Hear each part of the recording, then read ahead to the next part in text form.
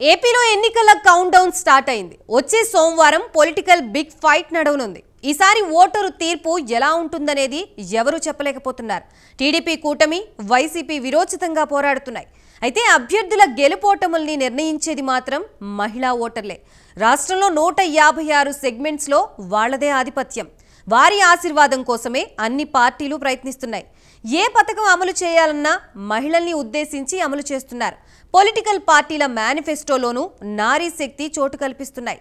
ఈసారి తీర్పు ఎటువైపు ఉంటుందనేది ఉత్కంఠ నెలకొంది.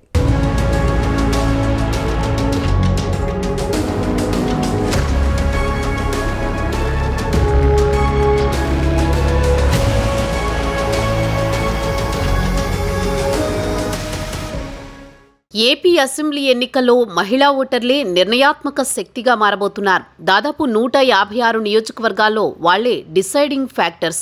వారు ఎటువైపు మొగ్గితే ఆ పార్టీదే విజయం. అందులో నో డౌట్. ప్రభుత్వాన్ని డిసైడ్ చేసేది కూడా వాళ్లే. ఈసారి ఎన్నికల్లో టైట్ ఫైట్ ఉంది. ఎవరు గెలుస్తారనే విషయంపై క్లారిటీ రావడం లేదు. గత ఎన్నికల్లో వైసీపీ వేవ్ స్పష్టంగా కనిపించింది. 2024 ఎన్నికల్లో ఉత్కంఠ పోరు సాగుతోంది. కొన్ని సర్వేలు వైసీపీకి పట్టం కడుతుండగా మరికొన్ని టీడీపీ కూటమిదే గెలుపు అంటున్నాయి. ఎన్నికల్లో గెలుపోటములను డిసైడ్ చేసేది మాత్రం మహిళలే అనే విషయం ఈసీ రిలీజ్ చేసిన ఓటర్ల జాబితాను చూస్తే తెలుస్తోంది.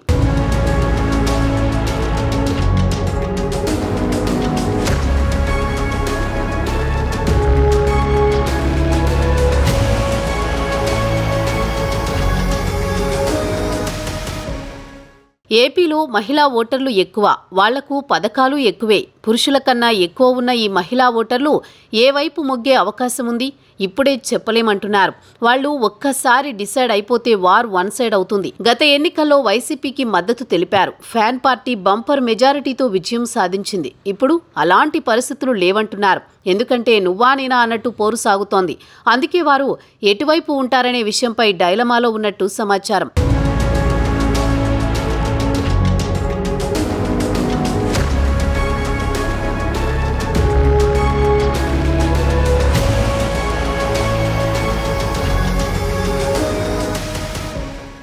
మహిళల ఓట్లను ఆయా కుటుంబాల్లోని పురుషులే ప్రభావితం చేస్తారని ఎప్పటినుంచో ప్రచారం ఉంది. మారిన పరిస్థితులతో అలాంటిదేమీ లేదంటున్నారు పొలిటికల్ ఎక్స్పర్ట్స్. వాళ్లలో రాజకీయ చైతన్యం వచ్చిందంటున్నారు. వాళ్ల మనసులో ఏముందో, ఎవరికి ఓటు వేస్తే మంచి జరుగుతుందనే విషయంపై ఆలోచించి నిర్ణయం తీసుకుంటున్నారని చెప్పారు. కుటుంబ సభ్యుల ప్రమేయం లేకుండానే వాళ్లకు నచ్చిన లీడర్కు ఓటు వేస్తున్నట్లు తెలుస్తోంది. దేశంలో కొన్నేళ్లుగా పలు రాష్ట్రాల్లో జరిగిన ఎన్నికలే నిదర్శనంగా నిలుస్తున్నాయి.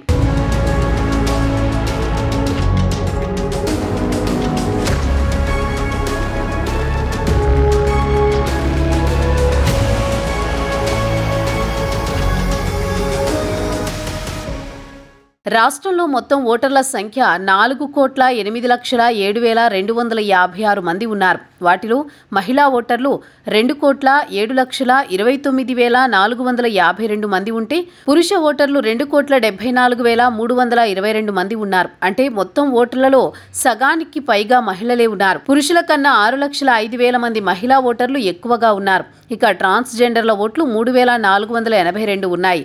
2019 రాష్ట్ర అసెంబ్లీ ఎన్నికల సమయంలో పురుషుల కన్నా మహిళా ఓటర్ల సంఖ్య 3 లక్షలు ఎక్కువగా ఉండగా 2024లో ఈ తేడా రెట్టింపు అయింది.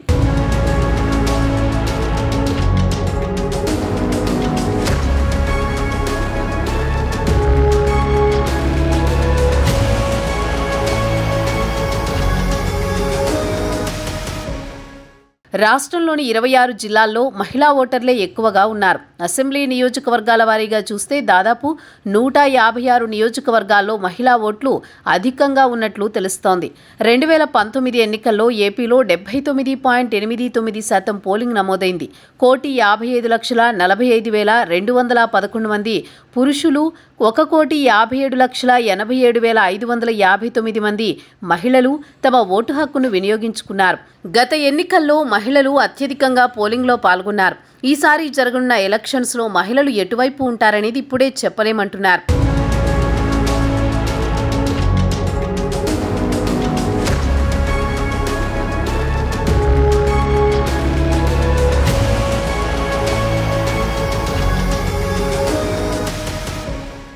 ఉమ్మడి ఏపీలో 1957 నుంచి 2014 వరకు 9 సార్లు ఎన్నికలు జరిగాయి.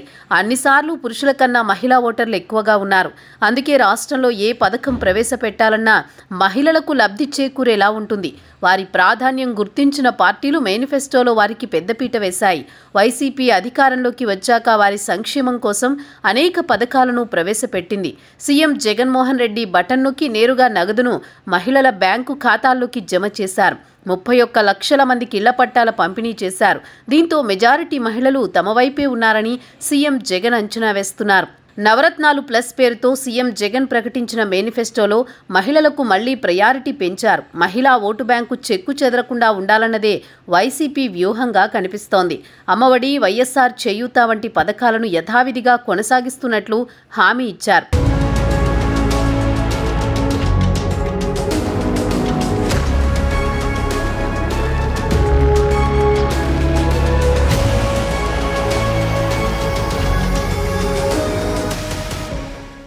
ఇక చంద్రబాబు అయితే మహిళా ఓటర్లను ఆకట్టుకునేందుకు వరాల వర్షం కురిపించారు. కూటమి మేనిఫెస్టోలో ఫ్రీ బస్సు, ఏడాదికి 3 గ్యాస్ సిలిండర్లు సహా పలు పథకాలను ప్రకటించారు. కర్ణాటక, తెలంగాణలో మాదిరిగానే ఏపీలో కూడా ఫ్రీ బస్సు స్కీమ్ వర్కౌట్ అయితే గెలుపు ఈజీ అవుతుందని భావిస్తున్నారు. గతేడాది కర్ణాటకలో జరిగిన ఎన్నికల్లో 224 స్థానాలకు 136 సీట్లు గెలుచుకోవడంలో మహిళా ఓటర్లే కీ రోల్ ప్లే చేశారని పలు సర్వేలు తెలిపాయి. మొత్తం మహిళా ఓటు బ్యాంకులో 44% కాంగ్రెస్కు ఓటు వేయగా 33% బీజేపీకి ఓటు వేశారు. 10 ఏళ్లలో ఈ స్థాయిలో మహిళా ఓటర్లు కాంగ్రెస్కు టర్న్ అవ్వడం రాష్ట్ర చరిత్రలోనే సంచలనంగా మారింది. అటు తెలంగాణ ఎన్నికల్లోనూ మహిళా ఓటర్ల ప్రభావం ఎన్నికల ఫలితాలపై స్పష్టంగా కనిపించిందని చెబుతున్నారు. రాష్ట్రంలోని మొత్తం 119 స్థానాల్లో పురుషుల కన్నా మహిళలే ఎక్కువగా ఓటు వేసిన 56 నియోజకవర్గాల్లో 37 సీట్లను కాంగ్రెస్ గెలుచుకుందని పలు సర్వేలు తెలిపాయి.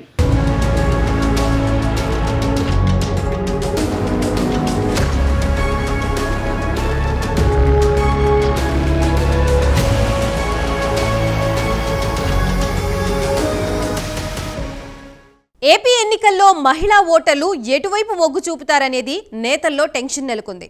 మహిళల్ని ఆకట్టుకోవడమే లక్ష్యంగా 5 ఏళ్లుగా వైసీపీ అమలు చేసిన వ్యూహం ఫలిస్తుందా లేదా అన్నది చర్చగా మారింది. నవరత్నాలతో పాటు ఇతర పథకాల రూపంలో అధికార పార్టీ ప్రతిష్టాత్మకంగా అమలు చేసిన పథకాల్లో మహిళా లబ్ధిదారులు పెద్ద సంఖ్యలో ఉండటంతో ఈ ఎన్నికలు ఆసక్తికరంగా మారాయి. అటు టీడీపీ కూటమి సూపర్ 6 తాజా మేనిఫెస్టోలోనూ మహిళా పథకాలకి ప్రాధాన్యత ఇచ్చింది.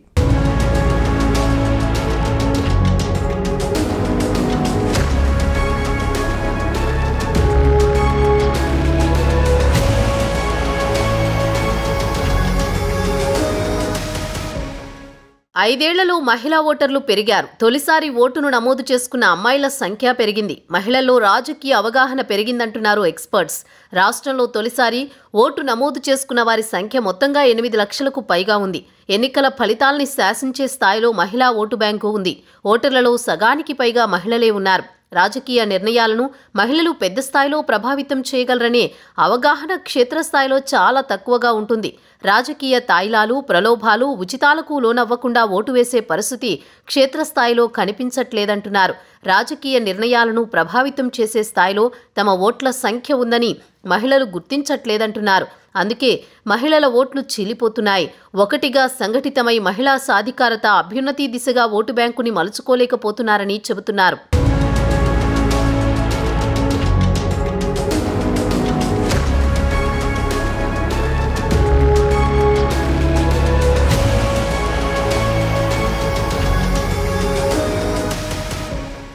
ఏపీ ప్రభుత్వం 5 ఏళ్లలో 3.5 కోట్ల లావాదేవీలను కేవలం మహిళలే లక్ష్యంగా సంక్షేమ పథకాల రూపంలో అందించింది.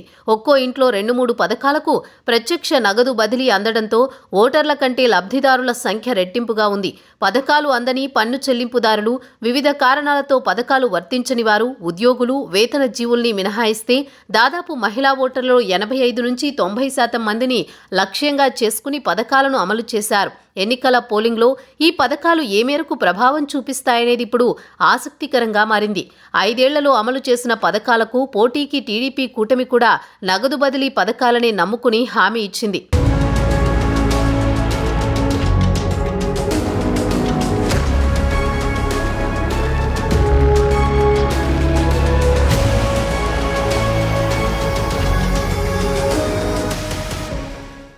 రాజకీయ చైతన్యం, సామాజిక అవగాహన మెరుగవుతున్న మహిళల సంఖ్య బాగా పెరుగుతోంది.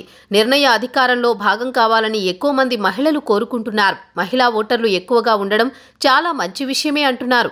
అందుకే మహిళా ఓటర్లు ఎన్నికల ఫలితాలను చాలా వరకు ప్రభావితం చేస్తారు. కానీ పూర్తిగా మహిళా ఓటు బ్యాంకే విజేతలను నిర్ణయిస్తుందని ఖచ్చితంగా చెప్పలేం.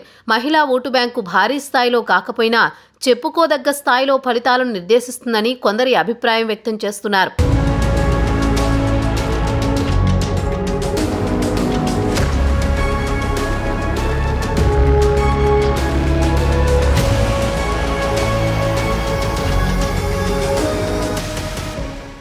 ప్రభుత్వాల పాలనా తీరుని మహిళలు జాగ్రత్తగా గమనిస్తూ ఉంటారు. వారి ప్రయోజనాలకు ఏ పార్టీ పెద్దపీట వేస్తుందో బేరీజు వేసుకుంటున్నారు. మహిళా సంక్షేమాన్ని, తక్షణ ప్రయోజన పథకాలను ఎవరు అమలు చేస్తే వారిపైనే ఎక్కువ మంది మహిళలు మొగ్గు చూపుతున్నారు. దీంతో ఈసారి ఎన్నికల ఫలితాలను శాసించే శక్తి మహిళా ఓటు బ్యాంకుకు ఉందంటున్నారు.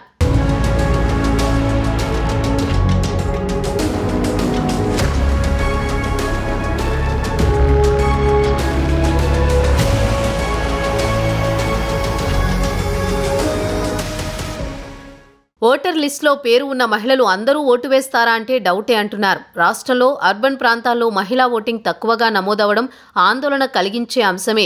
ఓటు హక్కుని వినియోగించుకోవడంలో అర్బన్ మహిళల్లో నిర్లక్ష్యం కనబడుతోంది. వారిలో మార్పు రావాల్సిన అవసరం ఉందంటున్నారు. ఉద్యోగాల కోసం ఇతర రాష్ట్రాల్లో ఉంటోన్న ప్రజలు తమ సొంతూళ్లకు వెళ్లి ఓటు హక్కుని వినియోగించుకోవట్లేదు. అర్బన్ ఓటింగ్ తగ్గడానికి ఇది కూడా ప్రధాన కారణంగా కనిపిస్తోంది. ఒక్క ఓటు పడకపోతే సమాజానికి వచ్చే నష్టమే లేదనే భావనలో చాలా మంది మహిళలు ఉన్నారు. ఈ పరిస్థితిలో మార్పు రావాలంటున్నారు.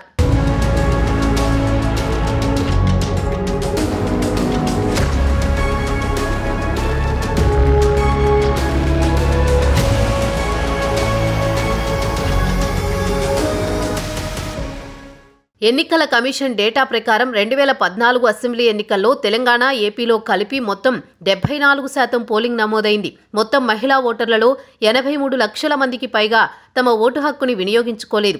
దాదాపు 84 లక్షలకు పైగా పురుషులు తమ ఓటు హక్కుని వినియోగించుకోలేదు.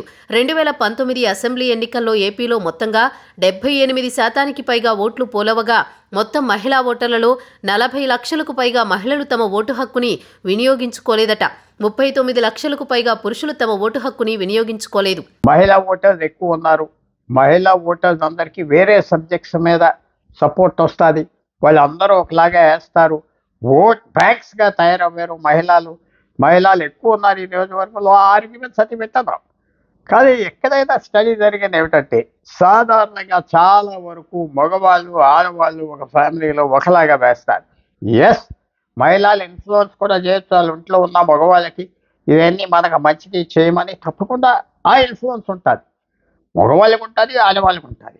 కానీ ఎంతవరకు మహిళలు అందరూ ఒకే పొలిటికల్ పార్టీకి చేస్తాం అంటే చాలా కష్టం చెప్పడానికి. అది కానీ పొలిటికల్ పార్టీస్ ఏం చేస్తారంటే ఆడవాళ్ళకి ఇది ఇచ్చాము, ఆడవాళ్ళకి ఎంత ఇస్తున్నాం, కుటుంబానికే ఇస్తున్నాం, ఆడవాళ్ళు లాభిస్తున్నారు, అలాగే వాళ్ళ పేరు మీద ఆస్తి ఉండొచ్చు, ఇవన్నీ చెప్తారు. తప్పకుండా ఇంపాక్ట్ ఉంటుంది. కానీ అది దూరంగా ఉన్న ఇష్యూస్ మహిళా రిజర్వేషన్ చేసే వారి మీద మాత్రం పెద్ద ఇంపాక్ట్ ఉండదు. ఇప్పుడు తప్పకుండా మహిళలకి కోపం లేకుండా చేయటం కూడా ఒక విషయం. అది ధర పెరుగుదల వల్ల కోపం వస్తుందా, లేకపోతే ఈ ఫ్రీగా అది ఇచ్చామంటున్నారా, దానికి ఇది సరిపడుతుందా? అది చాలా కష్టం. ఇవన్నీ ఇలా ఉండగా కులం, మతం కూడా చాలా ఇంపార్టెంట్ ఇష్యూ. మైనారిటీస్లో ఇవన్నీ లెక్క పెడతారా, లేకపోతే వాళ్ళ మత నాయకులు చెప్పి చేస్తారా, అది కూడా ఒక పెద్ద ప్రశ్న. సో అందువల్ల మనం చూసేది ఏమిటంటే మహిళలకి ఇంపార్టెంట్ ఇష్యూస్కి రాజకీయ పార్టీలు కొంచెం అటెండ్ అవటం అది నష్టం లేదు.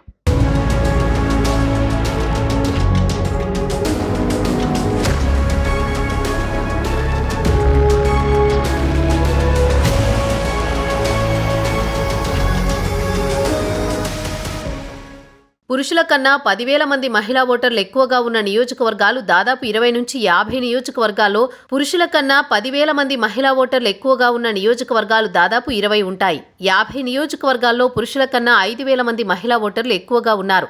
కొన్ని చోట్ల తక్కువ స్థాయిలో, మరికొన్ని చోట్ల భారీ స్థాయిలో మహిళా ఓటర్ల ప్రభావం ఎన్నికల ఫలితాలపైన ఉంటుందని చెబుతున్నారు.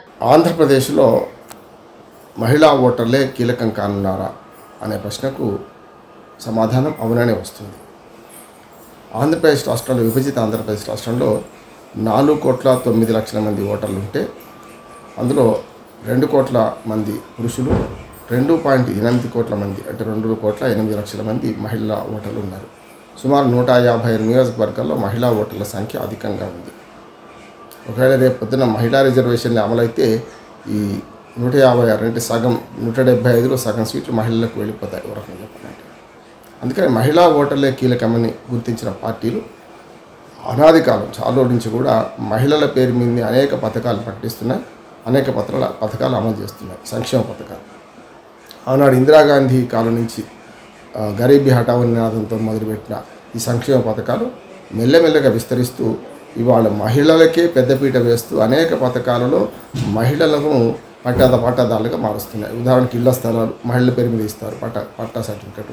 అట్లాగే అనేక పథకాలు కూడా మహిళల కోసం ప్రత్యేకంగా ప్రవేశపెడుతున్నారు. ఒకనాడు డ్వాక్రా సంఘాలను ప్రోత్సహించి, పొదుపును ప్రోత్సహించి, ఒకనాడు తెలుగుదేశం ప్రభుత్వంలో ఉమ్మడి ఆంధ్రప్రదేశ్లో వాళ్ళు మన చంద్రబాబు నాయుడు గారు అమలు చేస్తే దాని ఫలితాలు ఎవరు పొందారు అంటే మరి రాజశేఖర రెడ్డి గారు పొందారు.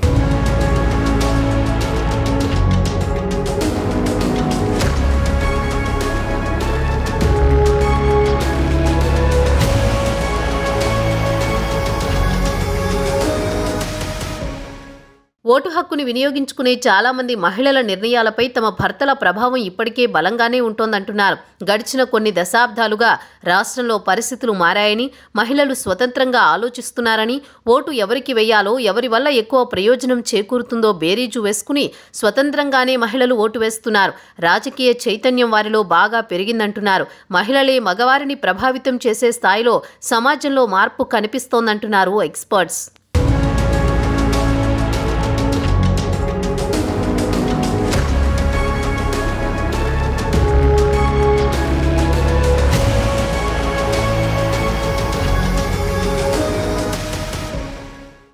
మహిళా ఓటు బ్యాంకుని కొల్లగొట్టేందుకు టీడీపీ కూటమి, వైసీపీ తీవ్రంగా ప్రయత్నిస్తున్నాయి. వారు కరుణిస్తేనే సమరంలో సక్సెస్ అవుతారు, లేదంటే ఓటమి ఖాయం. సోమవారం ఏపీలో జరగనున్న బిగ్ ఫైట్లో ఏ పార్టీ వైపు మొగ్గు చూపుతారా అనేది రాజకీయ వర్గాల్లో సస్పెన్స్ నెలకొంది.